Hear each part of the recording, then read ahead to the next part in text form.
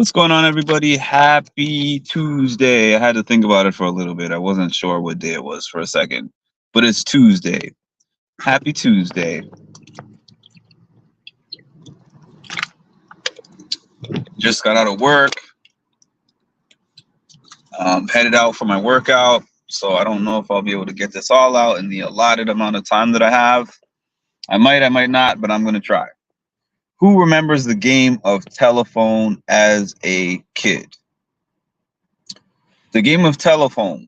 I remember playing the game of telephone when we had one of our basement parties because we had a lit basement as a kid where all my birthday parties took place, right in the basement. At one time we had a Nintendo in there. We had a Nintendo 64. We had a TV and a VCR, and we would rent movies from Blockbuster and play video games, and it was fun down there. And I remember literally playing the game of telephone at one of my early birthdays when I was 5, 6, 7, whatever I was. The game, I don't know if it was made based on adult behavior, but it mimics adult behavior. So the premise of the actual original game of telephone, somebody thinks of an original phrase, an original thing that they say. They whisper it into somebody's ear. The cow stands on the moon or something. And then they whisper it to the next person. The next person says, the cow stands on the moon. And then maybe somebody doesn't hear that person correctly and they say, the cow stands on the tune. And then maybe somebody's like, you know what? I want to make this a little bit spicier, funnier. So they say, the cow tap dances to the tune. And the whole point of it is they go to the end of the line of whoever the last person is that they speak to and see how closely the original thing that was said matches the person at the very end who got the message at the very end. And always the wires are crossed, and it's funny, you know, the last person says something wildly different from the original phrase, and everyone laughs, and we move on. In real life, people play this game of telephone, and it's not funny at all. I'm upset that I even have to go back through this topic again, and I know some people are not going to like the fact that I'm going back to this topic again, but I am. I'm going to go through this one more time. We watch our TV shows, whether that TV show be The Challenge, whether that TV show be Survivor, it doesn't matter. Whatever the show it is. And we see what they decide to show us on the show. And then everybody comes out of the show. People have different arguments. People have different disputes. People have different problems with each other. And then they come out and they say, you know what? This person is not a good person. I wish I could tell y'all why, but I can't. Oh, I don't like this person because when we were in the house, they were terrible to live with. Oh, I don't like this person because of this. I threw this person into the elimination because of this unseen footage that you didn't see. This happened because of that, and that happened because of this. All right. I don't care what happened in your house. You know why? Because y'all were in the house. I was not. I don't care why you don't like whatever person you had to live with in that house, because I was not in that house with you. That's not to say I will not form any kind of opinion about somebody in the house, but it's not going to be one that's personal in nature, because I don't have a personal relationship with anybody in your house. As far as I'm concerned, that's y'all and your family / coworkers. I said this to Alyssa Lopez, the family that you never wanted but never knew you needed / coworkers. Now, there's people in your family who you just don't get along with for whatever reason. It could just be they remind you of somebody, or they say certain things that are triggering for you specifically, but What I don't like is trying to get a gang of people not to like one person based on a rumor, because you don't know what that rumor might be doing to somebody's life. It's fun in games when you play that game as a kid because the rumors don't make a difference. Who cares about the rumors? It's just fun. When you get to the end and the end is different from the beginning, we all have a laugh. That's the point of the game. Life is not always a game. Now, I say all of that to circle back to this Ayana thing. I made a post on Facebook the other day. I have a group on Facebook called the Challenge All-Star Chat. And I made a post that had a picture of Ayana and myself and my sister at this barbecue. It popped up on my Facebook on this day post, and it was from last year, about April 20 or 21 or something. My dad passed on April 16, and I went to Maryland to go visit my sister because she was doing a half marathon, and she needed the support, and it was a good way to like get away from everything that was going on and just dealing with my dad and everything. Ayana happened to see, oh, you're in the DC area. I have a barbecue later today. My family and I are having a barbecue. You and your sister should come through. So I talked to my sister, asked her if she wanted to come. She was like, sure. She doesn't know Ayana. She doesn't watch these shows, but she was like, sure, I'll come, I'll come hang out. So we went to the barbecue, and Ayana and also her friends and her family really embraced us and spoke about losses that they had experienced and said, you don't have to go through this alone. Ayana even gave my sister her number, and it was just a really nice experience that we had. And I had prior experiences before my dad passed where Ayana would reach out to me on a regular basis, like at least once or twice a week, and ask me how I'm doing and ask me how I'm coping.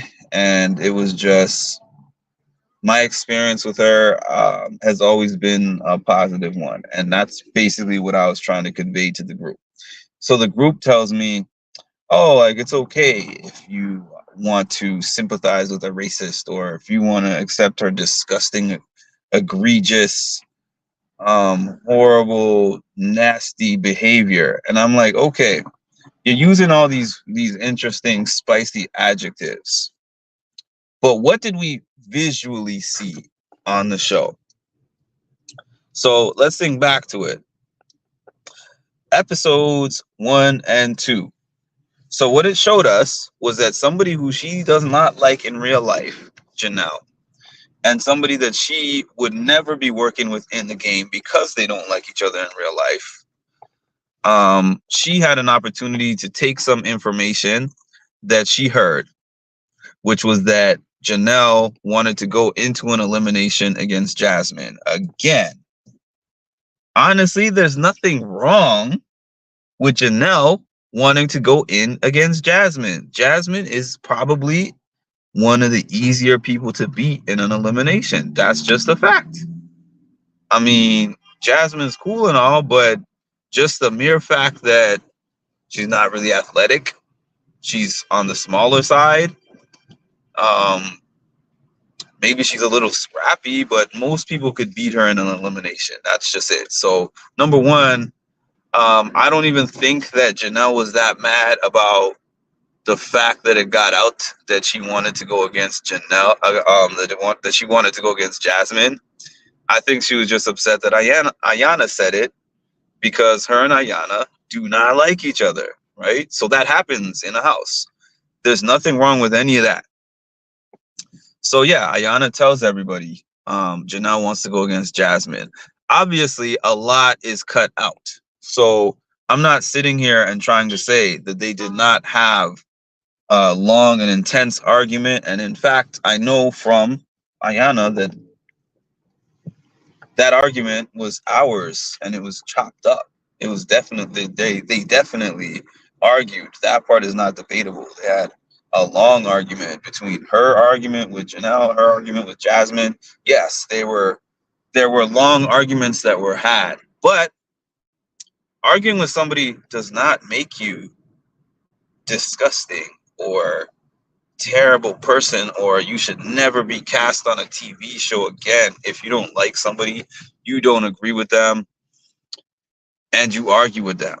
Um, in terms of what they were arguing about, people keep expanding this, because the first time that I heard it, it was like, oh, Ayana said that Jasmine and Janelle, she was making fun of them for marrying white men. That's the first thing that I ever heard. And then I heard, oh, it was a big argument. Cam was involved in it. Brandon was involved in it. Um, Leroy was involved in it. And it involved political views. And it was something that went all night. And then now I'm hearing uh, Ayana called Janelle and why do I keep saying yes, Jasmine? That's right. Janelle and Jasmine racist because they married white men, and I've just heard many different versions of it, and all these different versions I'm hearing are fan versions. So I've looked up some different interviews. I looked up some Janelle interviews. I looked up some different Leroy and Cam. I looked up a lot of different things and have yet to hear one of them state the things that were said in that rumor. Yes, I have heard them say Ayana is a lot. I've heard them say Ayana is hard to live with. I've heard them say she started arguments in the house. But to me, the subject matter of those arguments really, really matters. And without somebody giving that subject matter directly, how can you take that and run around with this and say it definitely happened and it's undeniable? And I've been a product of that, of the rumor mill, and this is how. And now I'm not even worried about saying this as I used to be. Taylor and Joseph, Big Brother 24, Big Brother 24. That's right. So I went to a Big D event for Big Brother 24. It wasn't really a Big Brother 24 event. It was just Big D's birthday party in Philly. I went over there and I was excited because I think this was the most people from different shows that I had ever met. I was just excited to be there, and I was able to meet so many of them. Tiffany, I was able to meet Polly. Cinco was there. Hannah, Aza, Big D, um, James from Survivor. Like there was just tons of people there, and I had great experiences with most of them. But I only spoke to Taylor very briefly at that event, maybe like 2 minutes. And I didn't get to speak to Joseph at all. And that's what I said, because that's what happened. It wasn't a shot at them. It was a dig at them. It wasn't a dig at them. I even there was many potential reasons as to why I didn't get to speak to them. But somebody took that, clipped that, and a bunch of people got on my page and they were saying wild stuff to me and about me. I was part of the rumor mill then. And I was so confused. I said, what did I say? I watched the whole live back. It was almost 2 hours. I watched the whole thing back. And I was like, what did I say that caused people to say all this stuff about me? And then finally, somebody on Instagram who was saying something about me, I asked that person, I said, can you do me a favor and tell me the reason why you're saying this? What led you to this page? They were like, somebody took like a 1 to 2 minute snippet of something you said on your live, posted it on Reddit, and you became known as the jailer hater. And I said, can you do me a favor? Can you take a look at the video? Can you watch the video from beginning to end? And then if you come back to this, if you come back to me and tell me, Mark, I feel like you did something wrong or you said something wrong, or you were trying to hate these individuals and bring them down, come back and tell me. I'm okay with that. I'm okay with feedback based on factual things. So they came back to me after watching the video, and the person says to me, Mark, I'm not going to lie to you. What was said that you said in that video and what you actually said when I saw the video, night and day. They were like, those people did you dirty. Did that give me some relief? A little bit, because I have a conscience. Some people just put out content just to get views, and that was one of my most highly viewed videos. So some people would just lean into that and be like, great, I got the views.